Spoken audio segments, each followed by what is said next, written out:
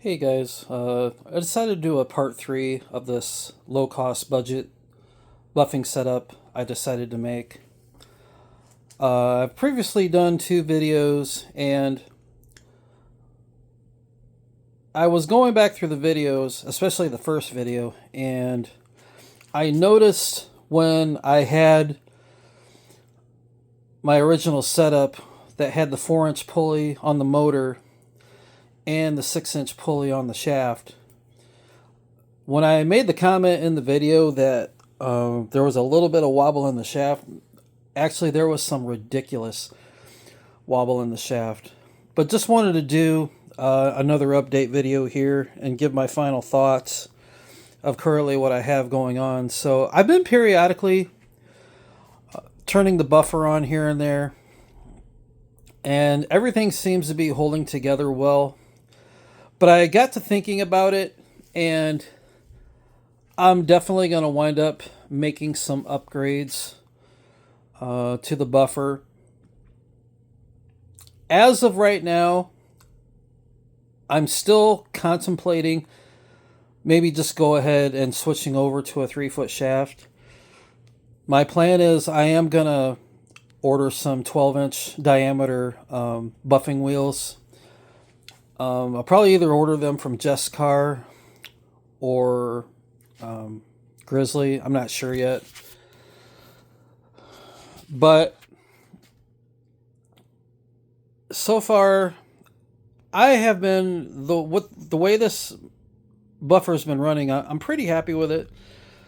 My ultimate goal right now, like I said, even though it's running at around 718 RPM, I really still want to eliminate as much wobble in this shaft as I can. So let me give you another little brief preview here of this thing in action.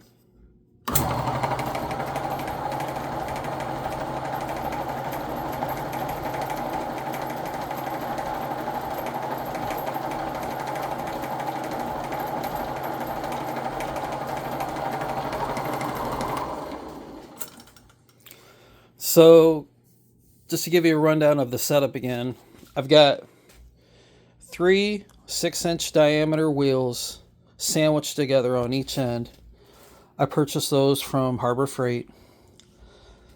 I've got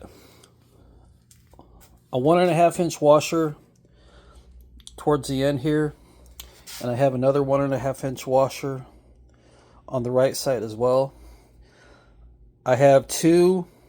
These are just regular hex nuts that I purchased from Menards, along with the shaft. I use those as jam nuts. And then I have a locking nut on each end of each of the wheels. Now, you might be wondering, okay, well, why do you have two hex nuts on the end here on this left bearing? The reason for that was the original setup, the motor came with a 4-inch diameter motor. I now have a 2.5-inch, I'm sorry, not a motor.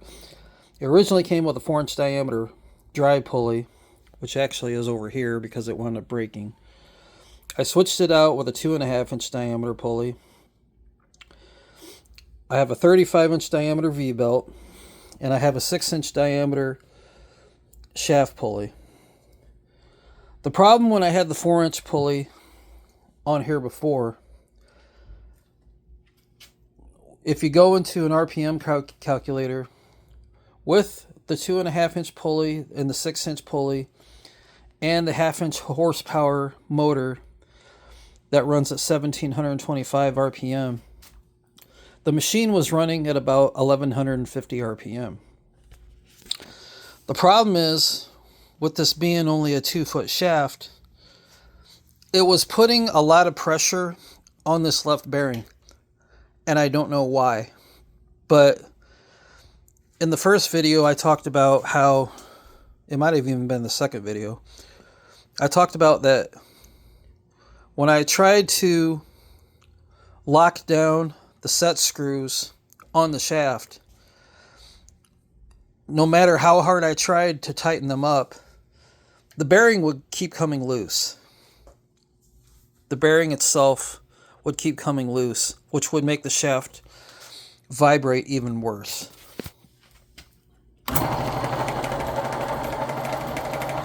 Now, there is still a little bit of wobble in the shaft. The right side is not as bad as the left side.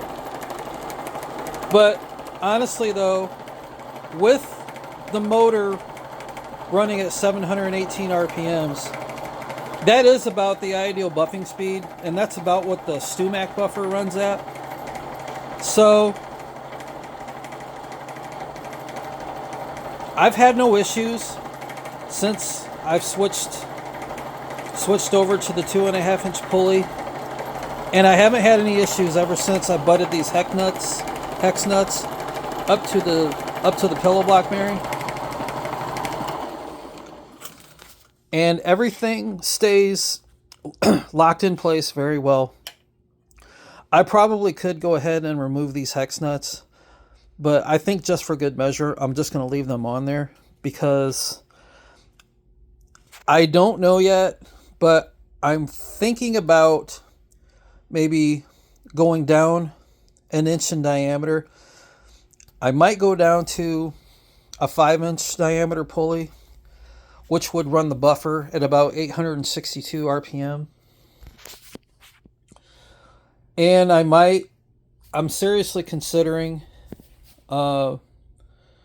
maybe even going down to a 4-inch pulley. That would run it at about 900 and I want to say about 980 RPM. I'm not sure. But from the people I've talked to who do buffing on a regular basis, they say 718 RPM is like the ideal speed. I've even heard of some guys buffing as low as 500 RPM. But then again, they use a lot bigger wheels. And as I've said in my previous video, these are just going to be some starter wheels that I'm going to try to use. I plan on ordering my compounds from Menzerna, and that's probably going to wind up happening within the next week, because I'm going to start doing some test pieces for some water-based finishes. I'm just going to paint. I'm going to get an 8-foot piece of alder wood. It's going to be I think it's about a 2x8 piece, and I'm going to cut them down into 1-foot sections, and I'll just probably paint them with an opaque color, just to get a good idea of how well the buffing, how much of a high gloss I can get on the buffing wheels. And I'll probably use Crystalac Bright Tone Instrument Finish. And my goal, even though these are very small buffing wheels, they're only 6-inch in diameter, I want to see if this is going to work for, because like I said, I'm just going to be doing little random guitar body paint jobs here and there. I'm not a professional luthier by any means. I don't do this. I don't do this as a living. This is just a small little project that I made for myself.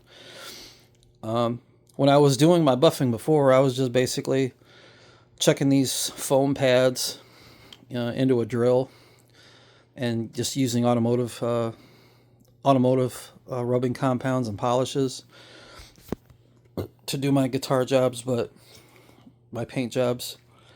But I'm trying to kind of do a little bit of an upgrade.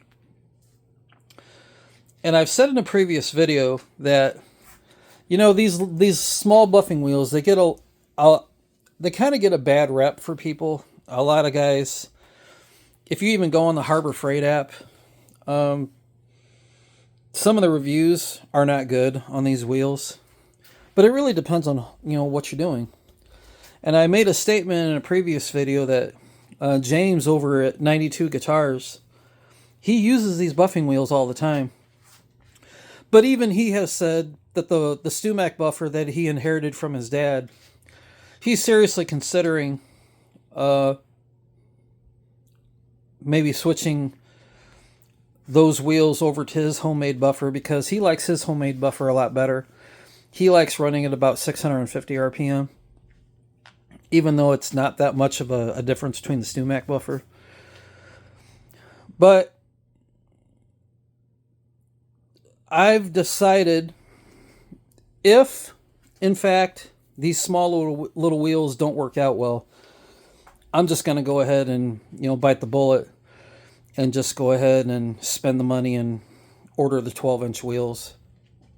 I think 12-inch wheels would be just fine.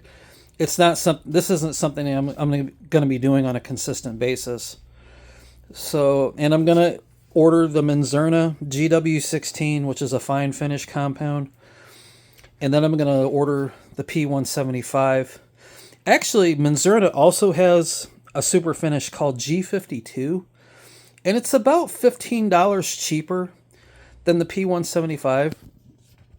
And I did see a review on it that a gentleman had used it as the final finish on one of his paint jobs for a guitar body. And he said it turned out phenomenal. It literally looked like glass. The guitar body literally looked like glass when he was done with it. So I'm probably going to, if I don't get the P175, because it is kind of expensive, it's like $50. But I mean, then again, you get what you pay for. If I don't get the P175, I'm probably more than likely going to get the G52. But they're both a super finish. They both can be used on plastics and composite paint. So that's where we're at right now. Like I said, probably within the next week, I'm going to bite the bullet and go ahead and order these compounds. And I'm going to start getting my test pieces ready. Like I said, I'm going to get a 2x8 piece of alder, cut it down into 1-foot sections, and start doing opaque finishes with the Crystalac Brightone instrument finish as the top coat. But going forward, I think ultimately, besides getting the 12-inch diameter buffing wheels, I think what we're going to plan on doing, we're going to drop the switch down to the bottom. We're going to drop the motor down to the bottom as well. And I think we're going to upgrade to a link belt. Excuse me. Because the nice thing about the link belt, I guess they run a little smoother. And I think what we're going to do for good measure, if I decide to stay with this 2-foot shaft, I think I'm going to screw a couple more 2x4s on the left and the right. And I think I'm going to try to move these pillow block bearings right in the middle here. Right in the middle. To help cut down on the wobble.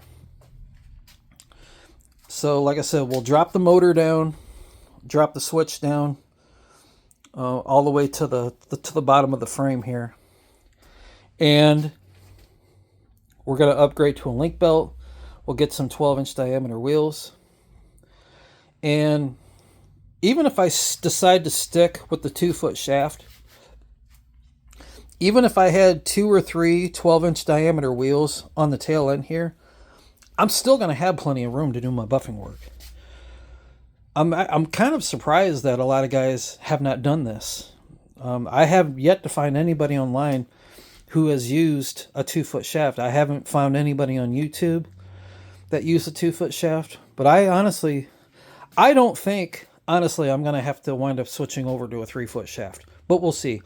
If I have to, the crazy thing is, it's only like a $5 difference between a 2-foot shaft and a 3-foot shaft.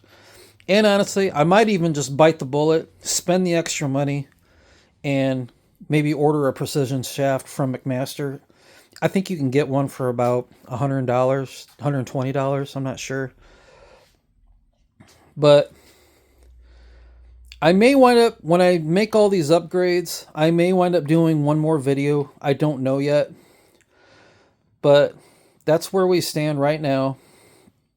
When I start doing some of these test pieces and I start doing the buffing process, I'll probably wind up doing one more video giving you my thoughts on whether these 6-inch diameter wheels from Harbor Freight work just fine. I mean, honestly, I think they will work okay because you're just doing your buffing down here. You never do anything up top, because if you try to do anything up top, it's going to wind up throwing the piece into your face if you're not careful. But that's where we stand right now. I thank you all for watching. If you have any questions, just go ahead and drop them in the comments section below, and I'll try to get back with you as soon as possible. But like I said, maybe the next video, all these upgrades will be into place. I'll give you guys, a brief idea of how things turned out with these test pieces. And until then, we will see you next time. Have a blessed day. Stay safe, and we'll see you next time. Have a good one.